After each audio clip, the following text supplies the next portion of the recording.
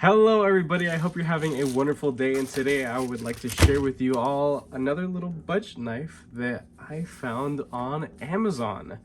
To open this guy up is going to be the Kaiser Porcupine. This thing is, I got a lot of cool stuff that it's in my collection that I've gotten recently, but this is just, it continues to find its way into my pocket. I absolutely love this thing.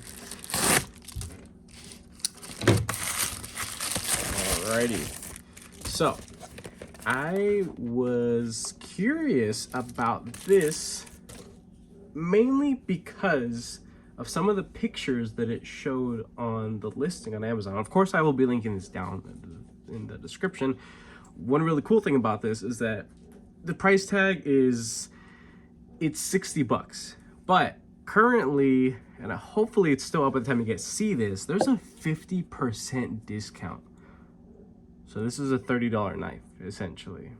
I don't know how long that's gonna last. I don't know if it's just the one run and, you know, they'll go back to different pricing afterwards. But let's get into this. Shenzhou, I don't know how to pronounce that. But some of their packaging kind of reminded me of like older Kaiser packaging, possibly. I know Kaiser doesn't really do like the zipper pouch, but you know, anybody can get the zipper pouching. It was mainly like the little cloth in the pamphlet that they showed. It seems very similar to what Kaiser does. Okay, cool little sticker. You don't really see that in the budget category. That's cool. Nice little logo there. This is the cloth. And just for comparison, don't mind this grimy mess. This is a Kaiser cloth. Yeah, so different, right? Not a big deal, whatever. It's nice that there's a little cloth as well at this price point. This is the little pamphlet that I was talking about. This kind of looks like an older Kaiser pamphlet, if that makes any sense. Definitely a lot thinner. It's just the layout of how this looks. I was like, is this like a micro brand that's being made by Kaiser? That'd be pretty cool because, you know, Kaiser has really stepped up their game this year. I would be absolutely broke. I'd be broker than broke if I gave into all the Kaiser designs that I wanted to check out this year. I know I've missed a lot, but there's like 20 other channels that literally share the same exact knife, you know, every time that they drop. Anyway, here's the knife. There are two different variations of it. The scales, it's a black G10 with either a OD green or this yellow. And honestly, this doesn't look like yellow at all. The picture makes it look like it's much more vibrant. Not that really cheapy fluorescent Sativian yellow. I know you guys know what I'm talking about. That gross stuff. Stay away from that, but at least if you guys like that look. But this is a much more muddled kind of, it kind of looks like caramel, honestly. Caramel, whatever you want to say, it's whatever, doesn't matter. Nice jimping on that flipper tab. It almost wraps all the way around. Just that little bit right there is missing a couple jimps. Nice jimping on the spine. A crown spine. Look at that. What the hell? That's cool. The weight on this, it doesn't really feel anything super crazy. I wouldn't say it's on the lighter side. Little bent steel pocket clip here. It looks to be like all T6 for the body, T8 for the pivot. It looks wonderfully centered, actually. And let's go ahead and give this guy a flip. That's honestly on the lighter side for sure. Ooh, what's going on? Come on. There we go. Okay, so it is advertised to have a ceramic detent ball and ceramic bearings. This guy is very, very tight. Side to side, oh geez, that is cranked down. There's no movement. Up or down, ooh, I'm feeling a little, I'm feeling it. I'm feeling something there, huh? Maybe after taking it apart, possibly cleaning it, it might help, because this thing feels like the pivot was just cranked down all the way. I could almost feel the bearings themselves kind of having a difficulty. I'll go ahead and do that off camera, but so far it's not really the best first impression. It does feel like a pretty light detent. The reverse flick, it's honestly quite wonderful. Thumb flick, it's very comfortable as well. Honestly, I think this design, and this may just be me being biased, not really caring for the flipper tab, but I think this would have been a much better design if there was no flipper tab. Honestly, that hole is excellent. It's like an avocado shaped hole, and it's nice that they did actually chamfer around there. That's a nice little touch. It wasn't left too crisp, but it is crisp enough to comfortably get at that hole reliably. Honestly, that does feel quite nice. The blade material that they're using here is 14C28N.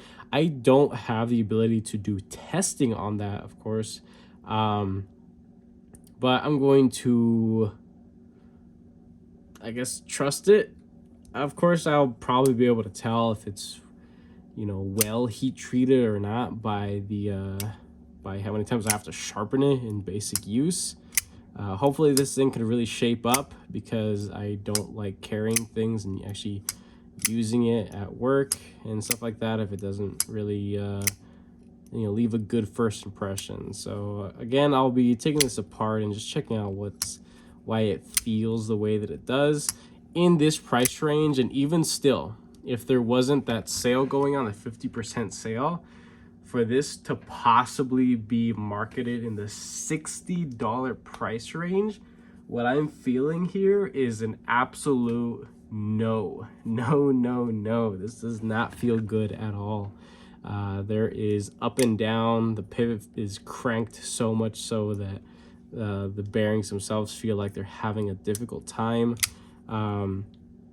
There is zero weight relief on those full liners. They are very thick. That's just honestly kind of lazy as well. It is nice that they did have these little chamfers right there for the lock bar access, and on that side as well, just for comfort purposes. It is a comfortable engagement and disengagement, and the grip back here, it does feel pretty nice. So, and if you want it to be on a flipper tab, I kind of sketchy, but you can do it if you really want to. I would, just for safety purposes, I would recommend hanging out back here. But this is really weird, because there are a lot of elements to this that make me think, yeah, there's a good bit of value here. The 14C28N, the way the hole is shaped and positioned, the crown spine, the beautiful jimping, the jimping on the flipper tab, those types of things, the things that are done to the blade itself, which in this price range and brand, you know, with the micro brands and nobody knows squat about, and they only have like one model. Yeah, there's only one model. I don't even remember the name of this thing. Does it even say on the box? Pocket folding knife. Yep, that's what it is. So this is other information you can pause to read if you'd like, but that's about it. We can go ahead and do a weight, a couple size comparisons, and an edge test, just to see what this thing is doing out of the box. Honestly, I think with it being so thin, I mean, that is, wow, that is very thin. That is it is gonna be very delicate. Honestly, that is super thin. That's crazy. Fully flat ground. It's this nice little basic leaf shape profile. Satin, again, not the biggest fan of satin, but at this price range, I can't really complain. Yeah, that reverse flick's good. That thing's real good, actually. Look at the weight on this. Yeah, I'm gonna go ahead and say it's still a light object, of course, but for the size, and we'll get into some comparisons right now, just some other common pocket knives. Yeah, this is a little weighty for what it is. Honestly, there should have been some weight relief in that. Let's go ahead and grab some other knives, so we can, ooh, missed that a couple times. Here's the Kaiser Porcupine. It's a 1/4 inch. It's a 1/4 inch. It's See that right there? Let's grab a couple other things. The Vermet Rhino, a little stumpier looking, right? That thing is disgusting. I use it quite a bit, and I didn't clean it, and I just put it away like a filthy animal. Here we have CMB Predator. So it's shorter than the Predator. What else? Let's do the Migron Mayoral. It is on point with overall length with the Mayoral. Let's do a couple others. Let's see. Do a Civivi Elementum. All right. So it's a good bit bigger than the Elementum, and let's just do the Spyderco PM2. So it's a little shorter than the Spyderco PM2, but edge availability, honestly, it's quite the same as the PM2, so that's nice. So it's a good bit of edge there. All right, I think it's a fair amount of size comparisons. Take a look at that edge. It looks. I don't know. There's a good glint right there. That should not be there. See how it kind of there's a glint and then it's not there. It's almost as if like the burr was never officially knocked off. Yeah, all right, whatever. Let's get a piece of paper.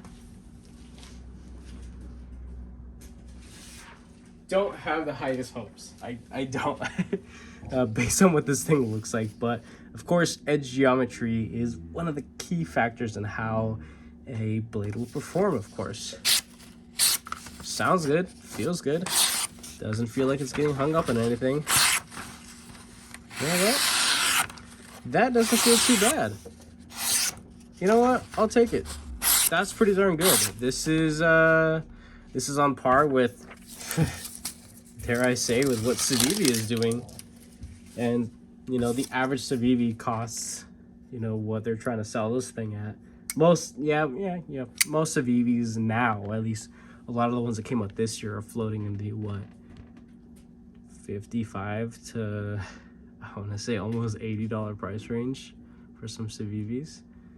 You know, I have my little pocket strap. I want to see, this is my little NAFSCO thing that I carry with me all the time. Go ahead and do a couple passes. I want to knock the camera, but it's so weird. Do a couple light passes, and it's nothing crazy. It's just me personally, like when I do my sharpenings, I don't want to see any little reflectivity or glint of light in the finished edge. I'd like to be all consistent.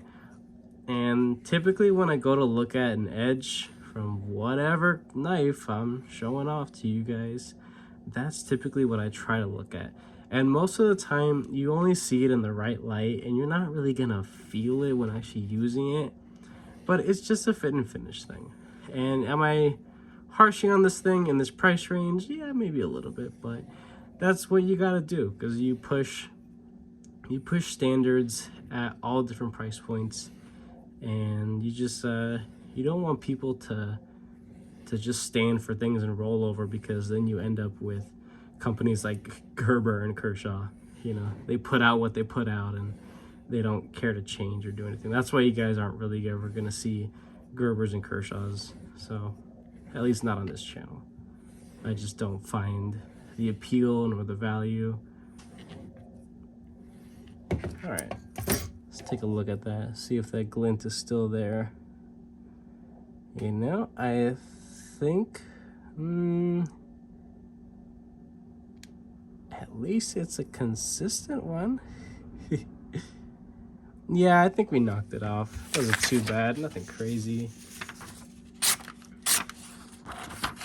Definitely sounds a lot better, and it may not be coming over the mic, but at least to my ear, it does sound a little bit more consistent, a little sharper, a little bit higher pitch, not so much that it's like dragging and tearing the fibers of the paper. Looks pretty darn clean, no fuzz.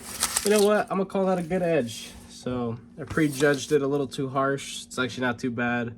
But yeah, I'm gonna mess with this thing right now. I don't want to bore you guys with that. This is already kind of a long video. Again, the overall design, I think it would have benefited just to have the hole. Would have been just fine. It does feel nice in hand because it is well rounded. Pocket clip is it doesn't pose a hot spot at all. It's non-reversible, but at least it is inset into the scales. Those screws do poke out a good bit, and it may kind of get in the way of thicker pant material, but for the most part, I think it'll be fine. Might be able to bend that out a little bit, but if you guys like this video, go ahead and give it a like down below. If you are subscribed, I most definitely appreciate all your guys' support and patience, of course. If you are not subscribed, consider subscribing because there are plenty more videos and content coming you guys this way. And with that being said, have a wonderful rest of your day.